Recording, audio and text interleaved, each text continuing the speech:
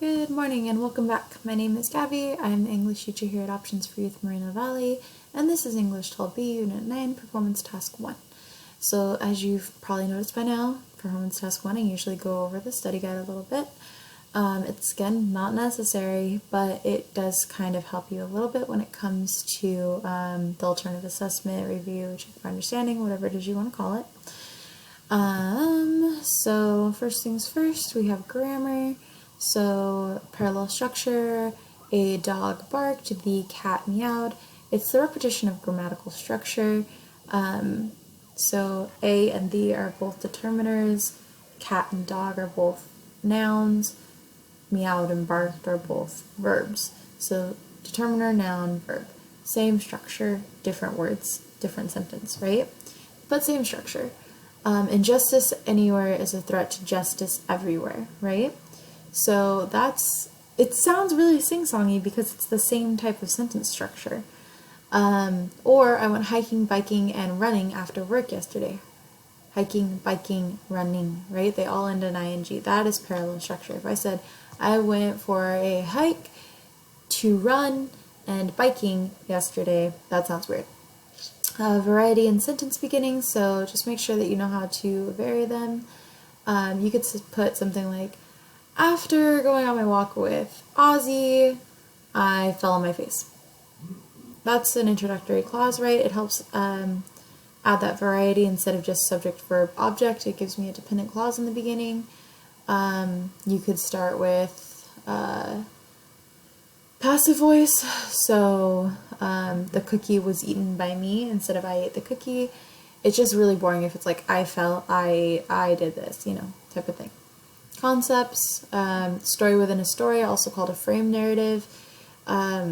If you've read or watched The Princess Bride, that's kind of what that is. It's just kind of like a story within a story, or like the never-ending story. It starts with like a kid in his attic reading a book.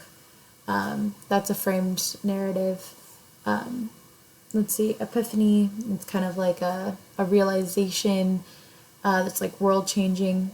Stream of consciousness, it's a writing style that just goes straight up based off of what's going on in your mind. It doesn't really have a lot of forethought to organization or structure. Allegory, it's kind of something that teaches a moral lesson. Limited omniscient point of view, so that usually means that you can't see from everybody's point of view. Let's see, and then universal theme is a theme that is applicable to the whole universe, right? It's a world. Cultural conflicts, so think about cultural, right? So we're here in America, right? We have a different culture than people in any other country, right? Where's the issues that arise there? The difference between situational irony and verbal irony. Remember, verbal irony is kind of like sarcasm, right? Situational irony is based off of the situation that you're in or the place that you're in. I have a video all about irony on the miscellaneous section if you need help with that. Give one positive and one negative effect to the British Empire. Again, that will be in one of the performance tasks, so you'll find that there. Vocab, upratings, garrulous, uncanny, skeptical, kernly, I think, appalled, enigma, and incandescent? Incessant? I don't know. This is not very well scanned. For Unit 9, you have 3 performance tasks. There's Performance Task 1 on Lesson 17, Activity 9, Performance Task 2, which is Lesson 18, Activity 14, and then Performance Task 3, which is Lesson 20, Activity 21.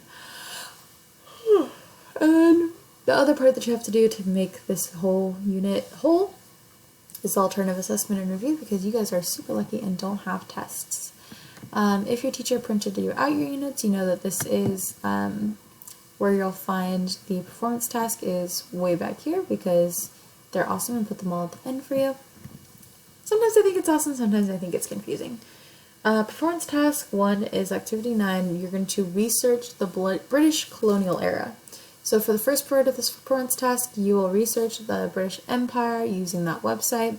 You're going to scroll down to read how big was the English Empire and theories of English Empire. You're going to watch this YouTube video, and then from both of the sources you're going to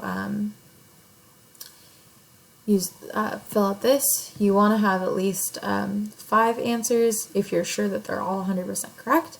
If you're not sure, put down like 6 or 7, you know, just have some fallbacks of just in case this works, this might work. And then you have to set your sources, so you can use EasyBib to help set your sources.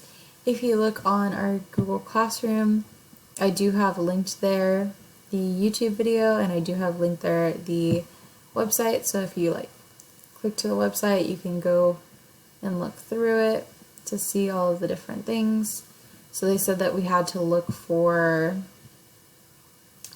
how big was the British Empire, right? So let's go here. How big? There we go. So I did Control F, and then that gives me a little like search bar at the top here, you can see. And then I typed in how big was the British Empire, and you can see it there. So you want to look over that section, and that will help you answer, not that, this. So 5 ways the British Empire helped the world, and 5 ways the British Empire hurt the world. And that's it. That's all. No, I'm wrong. Totally wrong. Then you have to go through and list some of the countries that are under the British rule, and you only get 2 points for filling this out. You get 3 points though for filling out the map. So you're going to complete the map. To do this, you have to shade the map with colored pencils or something. I don't care if you use paint on your computer. Whatever works for you. If you use Snapchat and just do it on there, to show what parts of the world were controlled by Britain, right?